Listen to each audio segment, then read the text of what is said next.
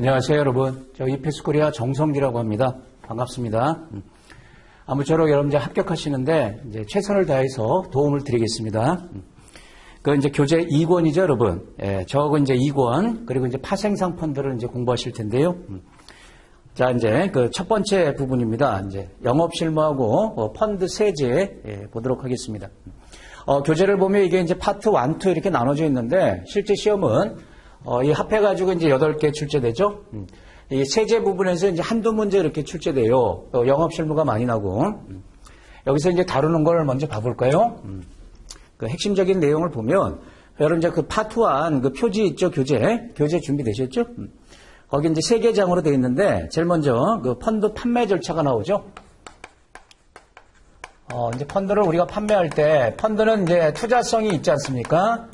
손실 볼 수 있단 말이에요. 그래서 여기서 그 이제 판매할 때 이제 6단계 그 판매 절차라는 게 있는데, 그 이제 6단계를 살펴볼 겁니다. 근데 이 6단계를 이제 준수해야 되는 것은 이제 전제가 있어요, 여러분. 투자자 중에서 이제 일반 투자자, 전문 투자자가 아니고요.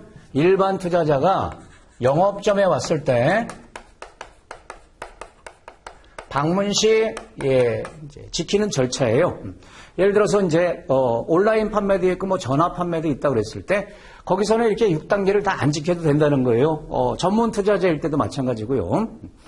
그러면 그 6단계 이제 순서가 이제 어떻게 돼 있냐면 제일 먼저 투자자 이제 정보를 파악해야 돼요.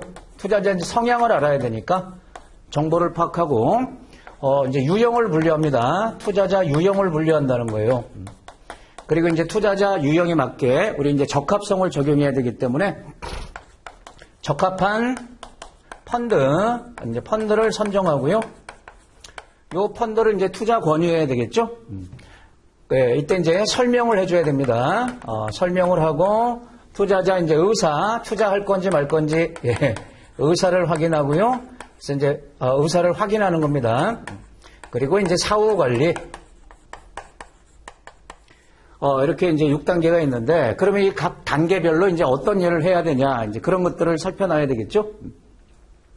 예. 그래서 이제 첫 번째 장에서 이제 이런 내용 다룰 거고요. 그 다음에,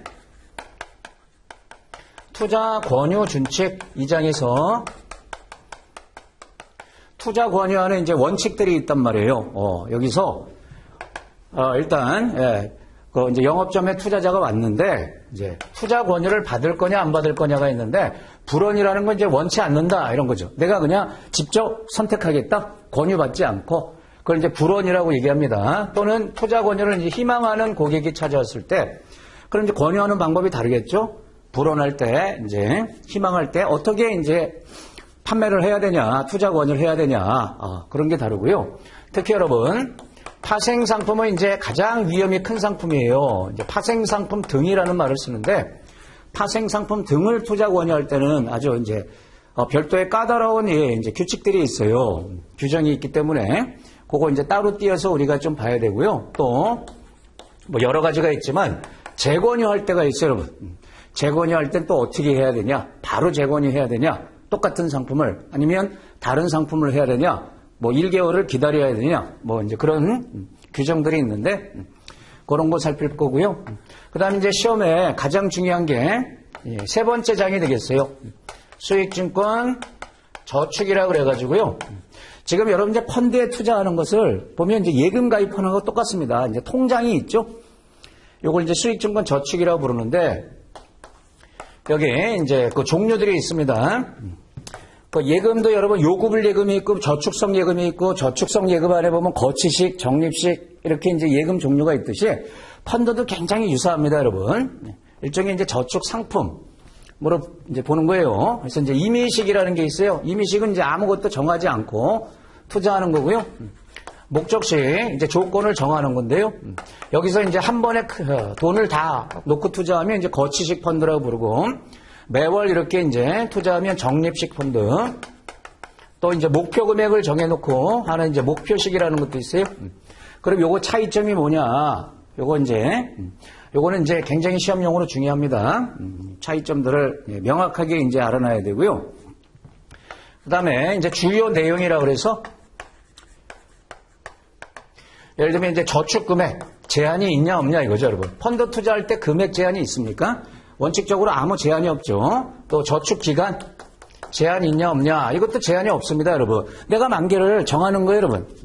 자유롭게 이렇게 이제 정할 수가 있고, 특히 이제 돈 찾는 이제 만기를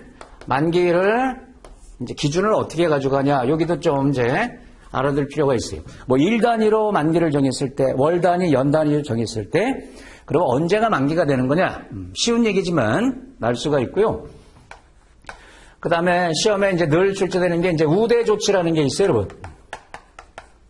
여러분 이제 펀드에 투자하면 이제 만기 때 돈을 찾는 게 원칙인데 중간에 이제 급전이 필요하면 이제 환매를 해야 되잖아요. 그래 환매를 할 때는 이제 보유 기간에 따라서 경우에 따라 환매 수수료라는 걸 내야 된단 말이에요. 미리 돈을 뺐기 때문에 환매 수수료. 근데 이 우대 조치라는 건 뭐냐면 환매 수수료를 면제해 준다는 겁니다. 또는 판매 수수료. 이걸 면제해 주겠다. 면제되는 경우가 있는데, 요게 이제 경우가 이제 여러 가지 있습니다. 이제 그거 잘 챙겨놔야 되고요. 그 다음에 가장 어려워하시는 부분이 이제 요 부분인데, 이제 입출금, 돈을 넣었다 뺐다 할 거 아닙니까? 입출금 시에 이제 금액 계산하는 거, 금액 또는 이제 자수, 이게 이제 계산을 해야 돼요. 여러분, 내가 이제 펀드에 투자할 때 1,000만 원을 투자하면 나한테 수익증권이 이제 몇 자가 들어오냐 이거예요. 이제 좌라는 표현을 쓰는데 몇 자가 들어오냐 또는 내 펀드에서 지금 이익이 났냐 손해가 났냐 돈을 다 찾으면 지금 얼마가 되는 거냐 이렇게 금액하고 자수 계산하는 거. 그러니까 이 펀드는 암기 과목인데 여기서 이제 한 문제 정도 이렇게 계산 문제가 날 수 있어요. 여기 좀 이제 많이 어려워하시는데 제가 이제 설명을 잘 드려볼게요.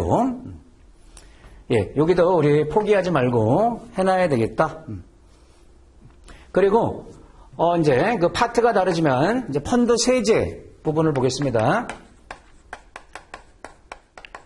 예, 펀드에서 그러면 수익이 나면 세금을 내야 돼요. 소득세를 내야 되는데, 이제 그 지방소득세, 주민세라고 부르죠. 합해서 이제 15.4%를 내야 되는데, 일단 여러분 펀드는 이 펀드 안에서 여러분 이자 수익도 생기고 이자 소득도 생기고 배당 소득 뭐 양도 소득 여러 가지의 개념이 있지만 전체 다 펀드 소득은 배당 소득으로 보고 과세합니다. 주식형 펀드든 채권형 펀드든 예, 실질적으로 뭐 이자를 받았다. 그래도 전부 다 배당 소득으로 보고 이제 과세를 하는데 이제 원천징수합니다. 이익을 받다 그러면 이제 15.4% 개인 같은 경우에 이제 세금이 나가요. 그리고 일본은 이제 비과세 하는 게 있어요. 비과세.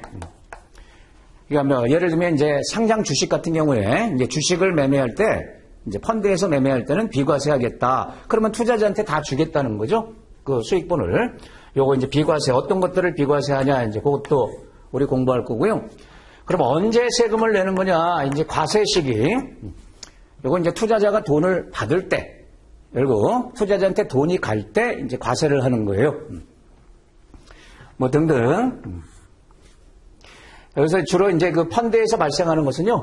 그게 보면 이제 이자 소득이 있고 배당 소득이 있고 양도 소득의 개념이 있거든요.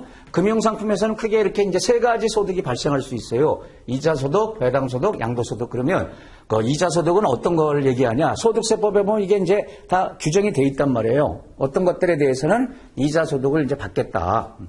배당 소득, 양도 소득 이런 것들이 있지만 실질적으로 다 배당 소득으로 과세한다. 네. 자, 이런 것들이 이제 여기서도 당연히 이제 출제가 되겠죠. 핵심적인 내용이고요. 큰 틀에서 보면 이건 다 암기하는 겁니다, 여러분. 그래서 어떻게 보면 재미없을 수도 있어요. 제가 이제 설명을 드리지만 예, 이게 잘 나오니까 외우세요. 이런 말씀을 드리는 겁니다. 암기 과목이다. 예, 그러면 예, 강의 때 뵙도록 하겠습니다.